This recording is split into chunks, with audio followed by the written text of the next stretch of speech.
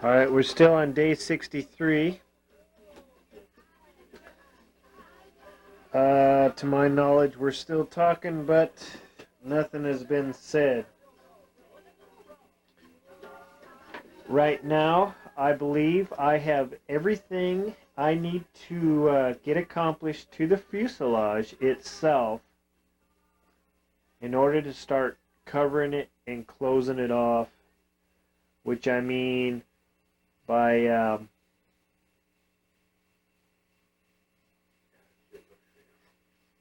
there's no reason why I cannot start putting the upper canopy on, except for the fact I need to prep for installing the upper canopy. So now that I'm to this point, I need to finish the tail. And what I mean is I need to put about probably a good 2-3 coats of nitrate on that tail before I slip that canopy on there, because you can see the canopy actually covers the vertical and the horizontal. It actually fares it in. So that space under there is going to be hidden. So I need to make the decision to go ahead and install the rudder the rest of the way, which means I'm going to have to install the tail wheel. But I want to close off the hinge point gap with fabric, and I need to do that before I can get the canopy on there. So I'm going to go for it. We'll just go ahead and finish the tail complete. I'm going to get the rudder on there, install the tail wheel on there. I'll take the horns off so I can get some good sanding done and give it some good nitrate dopes. I'd probably give it about 2-3 coats of nitrate and consider the tail completely done, and then go ahead and put the canopy on. Shape the fuselage to the canopy, because there is some shaping to be done. First shot of the fuselage with the canopy on it. And once the canopy is installed, I have this shape right here to maintain. So I have a square edge all the way down the side, and that canopy is installed, glued down and installed. Then I come back and I'll sand the fuselage to shape to match the contour of the canopy and blend everything in. And then we'll go ahead with covering with fabric and nitrate dope. So I'll cover the fuselage after the fact,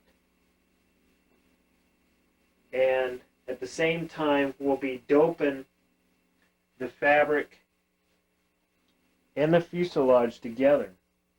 That way you maintain the same thickness, so we get a nice finish on there. I'm going to try and make this my best finish yet. That way when I get to my Bonanza, it's going to look like a Cadillac. This here ought to look pretty. I'm not quite sure how I'm going to go about doing the color coats. I can do the nitrates and get it all the way to priming for paint. I can get it all the way to that point, and then we'll make up that decision. Maybe I'll score an airbrush. Wouldn't that be nice? I could probably score an airbrush for Christmas and skip the motor. Put the motor to the side for a little while and get an airbrush. Ooh! Alright, here we are on day 64. We're going to go ahead and install the rudder and finish covering up the tail. You're going to have to do this in sequence. I'm taking this very slow so I don't get myself out of sequence. I'm going to do a fabric hinge down this to cover the gap. I'm not sure why. I think just to say I've done it. I'm not sure what kind of effect it's going to have. But in order to hold the rudder where I want it, I've installed 2 hinges. So I currently have 2 hinges installed. We can get a sideward view. I have 2 hinges installed. Tail wheel is not installed yet. But I did, since I have a step, you can get a good look at this right here. There's a step, right? If I'm not getting blocked by some sunlight here. from the fuselage to the fin itself, there's a step right there. And if I'm going to cloth this, I like to do a one-piece cloth all the way down there. So it's got the same tautness, same nice and tight, no gaps, no nothing. So I put myself a little wedge in there and gave myself a fairly good ramp or a smooth transition from the fuselage to the fin. This is all going to be hidden underneath the canopy anyway, but it should make covering a little bit easier. Otherwise, if I didn't do that, I'd end up with a real wacky situation down here when I tried to close off with the fabric. I'd end up trying to go over a step, trying to get the iron around that, and all hell would break loose as far as I'm concerned. So I did that. I got the hinges on. Now I'm going to go ahead and install the tail wheel into the rudder. And once the tail wheel is glued into the rudder, I'm going to go ahead and take that whole assembly back off with the rudder. And I guess weigh my consequences on the fact of installing the rudder complete. All I have to do then is wet the hinges down and hook the rudder in. You got to make sure that you maintain about a 1/16 gap in the rudder hinge line anyway. So I'm going to put a couple of spacer blocks in here, so when I'm not paying attention and I go ahead and glue these, glue's going to set up on me real quick. I've already got the gap there. So put yourself a couple of about a 1/16 spacer blocks in there. That way they're already there. Get that hinge, get that rudder on there, and then bap, it's there, and Murphy proof it. Alright, here we are in day 64 still. I have my landing gear situations I believe finished. I'll bring that up now, even though I don't have it on screen. What I have done is I hang this out in front here. I've put some Bondo. Last night I did some Bondoing on the sides. That's all dried and finished. So now my belly block is done. And I've filled the holes for the screws with that body fill Bondo. Got the screws through there and I'm letting that dry. I'm trying to make those screw holes as tight and as clean as possible. That's one attempt at it. So we're letting that dry and we'll see how that works out. So I think the landing gear is pretty much done. The rudder is permanently installed now. I've got my stomach growling, something fierce here. Tail wheel assembly is installed permanently, glued on. So what I've done since the last time you've seen it is I've just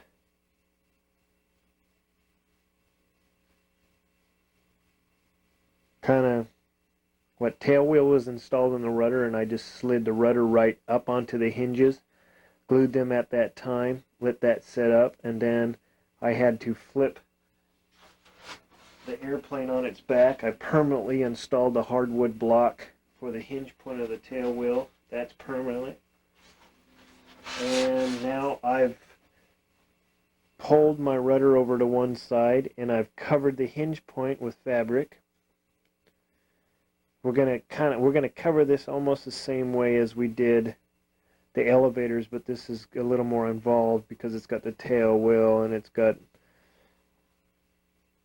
a little bit different perspective on everything. It's covering up the elevator. You're actually encapsulating the whole tail section here. You can see I haven't got the other side yet, and that's how I held it over with masking tape. And what I'm going to do now is just take that masking tape off. I'm going to pull it back over to the other side, and I'm going to go ahead and do it the same way on that side and see how it comes out. See, You want to make sure you don't really zap this with the iron too much. You don't want this stuff to shrink too much on you that you end up losing some travel on, some rudder here. So I'm going to take things slow and easy and we'll see how it stops. Go. There's the rudder. I can't believe I actually got away with it.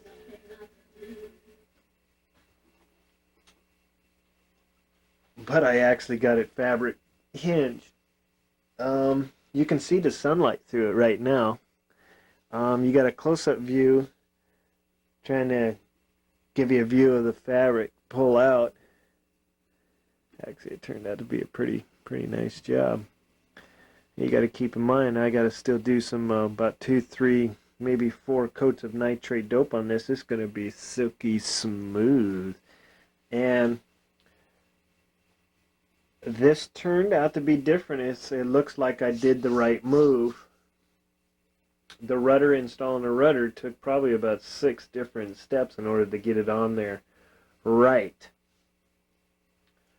It's permanently installed now, and if you refer back to the way I covered the elevators, I did that in one piece in the hinges of the elevators, or a piece of fabric as a whole. Now you couldn't do that with the rudder because of dealing with the tail wheel and dealing with alignments, and it was a hell of a lot easier just to go ahead and hinge it with regular hinges, but just a couple, just to tack it on there and make sure it's secure. And then you actually just went ahead and stripped hinged the covering all the way down, pulling all the way to one side, making sure you got that right, pulling one all the way to the other. There's still going to be a little bit of play in the fabric. I'm not quite sure, if I'll be ever totally satisfied with it, but then I'm kind of picky. But that was it.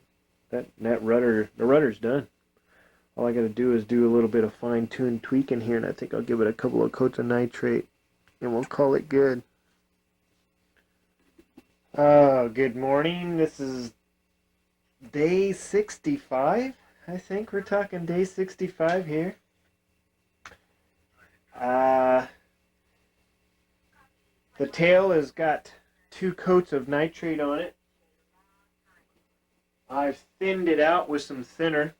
That's one thing I didn't do with the Trainer 60 when I did it. I never really did thin out the dope, and I think that's why it got as heavy as it did. Plane probably could have been several ounces lighter, but the engine has no problem pulling it. A 61 on these things, pushing an 11, 12-inch prop, no problem. It'll pull that thing right through the air. But this plane here is going to be super light. So anyway, I got 2 coats of nitrate on the tail, thinned out a little bit, and that's about 50-50 thinner and nitrate dope. Not a whole bunch, it don't take much to cover it when it's thinned out. I'm going to go ahead and buff the tail with a light coat of about 220 sandpaper. Just give it a real light grazing. Don't sand on it, because you'll get right into the fabric. Just kind of buff it up to give the next couple of coats something to adhere to. I'm going to give it probably 1 more coat of nitrate, and then I'm going to think about putting the upper canopy on, because the later coats of nitrate, if you want to start covering up like seams and stuff, like say the seams around right here, I can still feel my overlaps on my skins from top and bottom, and you add talcum powder, baby powder, stuff you put on a baby's butt. What is that?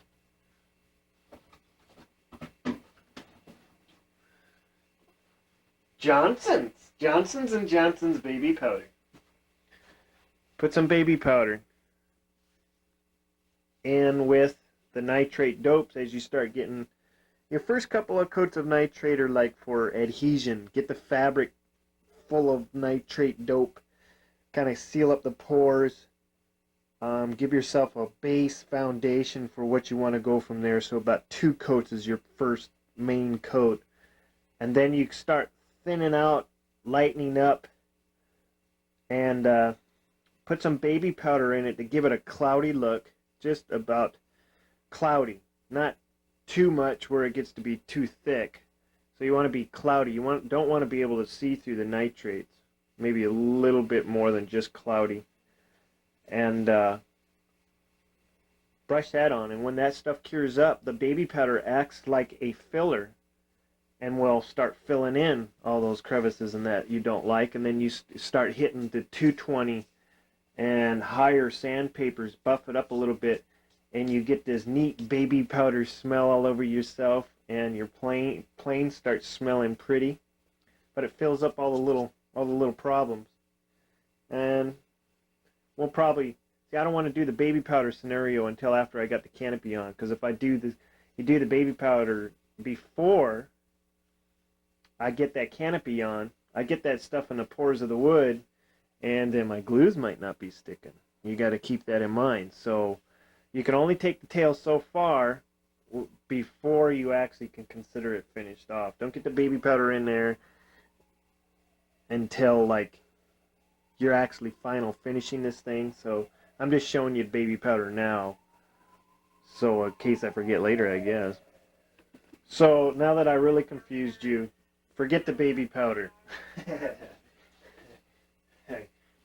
It's way down at the end of the table here. I mean, but it'll give you an idea of how we're actually going to start finishing up, because you're going to start feeling these edges here.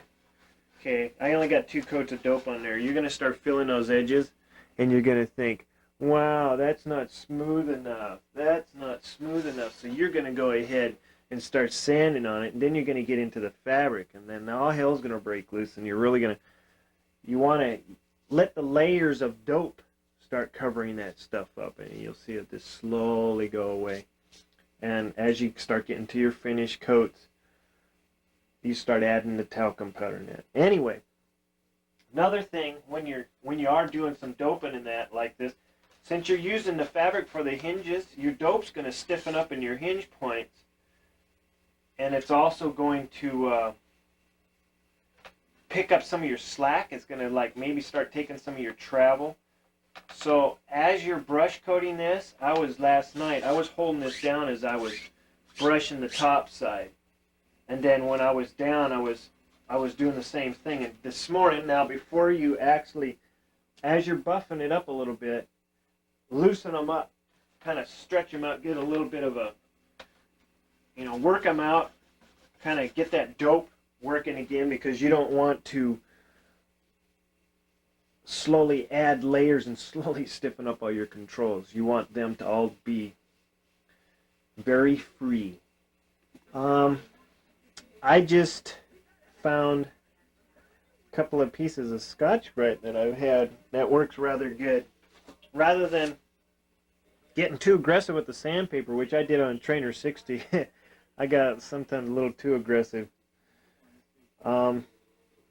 This Scotch-Brite works great. It's just a medium Scotch-Brite. Nothing really, rugged. It's actually probably one of the smoother Scotch-Brites that you can get down at the hardware store. But what it does is it's all you're looking to do is get the glaze off of the top of the nitrate. You're not looking to sand into it. You're looking to get the glaze off so the next layer above it has something to adhere to. So this is a good example of not to get too aggressive. Is just all I'm doing is lightly going on it with the Scotch-Brite, getting the glaze off. Nothing unreal. Just get rid of the glaze and move on. So don't go with like a 220. I would come up a little bit and go probably about a 300, 320. If not wet sanding. You might even consider wet sanding it. Good morning again. This is day 66. Sunday morning. Thought I'd show this now. I ran into the same scenario on the Trainer 60, and I'm kind of baffled on why it does it. Maybe because it's cut. I'm not quite sure. That's why I went with the speckle finish on the tail of the Trainer 60. tail of the Trainer 60. That's why I went with the speckled look. It kind of gave it a camouflage.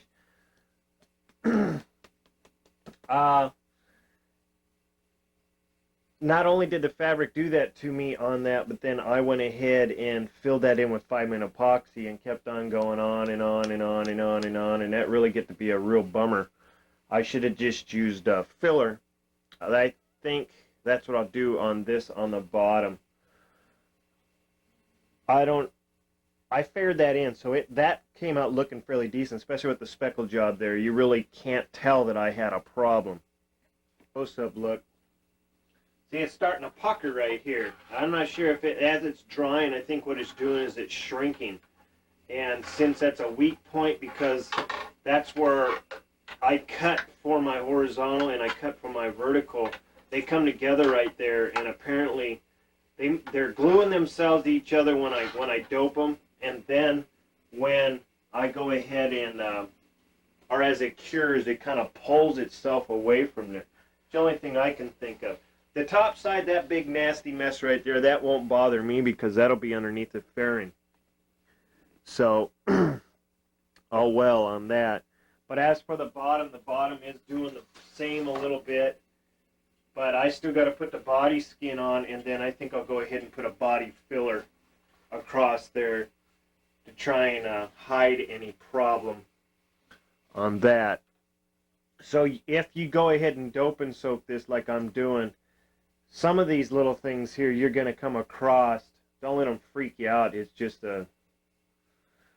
something that's going to happen. There's also one thing I'm running into that I have not had happen to me before because I've never done it before, as since I'm doping over this hinge right here, you really can't see it much. The elevator isn't doing it to me. I'm not having a problem with the elevator right now with the dope cracking in the hinge, but the rudder, since it's such a large gap, and I didn't go, since that was doped after the fact. See, this isn't doing it, I believe, because I actually doped it right to itself, and it's right to itself, so it's got some flexibility and there's not enough area to crack. But since the rudder cover was an after the fact kind of thing, it's a larger gap and it's not stuck to the wood as much. I mean, it's nothing but a cap over versus the way I installed the elevator. So I am getting a cracking condition in here. Some chunks of the nitrate have actually fallen out. I'm just going to keep pressing forward on it, and we'll see if when I start adding talcum powder in that, if that doesn't start filling that in. I might be getting a little bit too aggressive when I start to break this loose. I'm probably going way out of my travel mode. I probably don't need that much travel on it anyway, but I want to make sure I got it when I got a final product. So any cracking in that's going to happen, I'm just going to have to live with for right now until I start getting to my final coats. Thing that'll fire you up, and I really got to end up being really messed up with modeler's medicine or pissed when you use these cheap disposable brushes. If you don't, I mean, otherwise they're just going to dry out, and I don't fill the house with too many fumes. I try not to anyway. So when I'm done with a brush, I'll either put it in a can, let it stay soft. Hopefully it stays soft. And try and make it as cheap as possible. Well, anyway, the cheaper brushes, the bristles come out. So what you had here is, when I'm doing my final sanding in that, you start running across, or these buff outs, start running across bristles that just somehow magically just show up and they're underneath the skin, and oh, shit. Well, you can sand them out, but then you're going to end up sanding right through your fabric. You can try and dope over them, but then you're going to end up adding a whole bunch more dope just to try and get rid of it.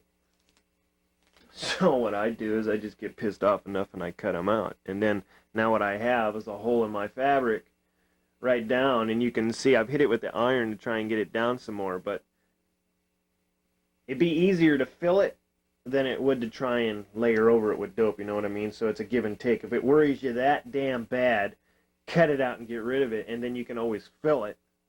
But if I would have left it in there and then it start worrying me, then I'd go ahead and I'd start doping over and doping over and doping over. All you're gonna start adding weight that way.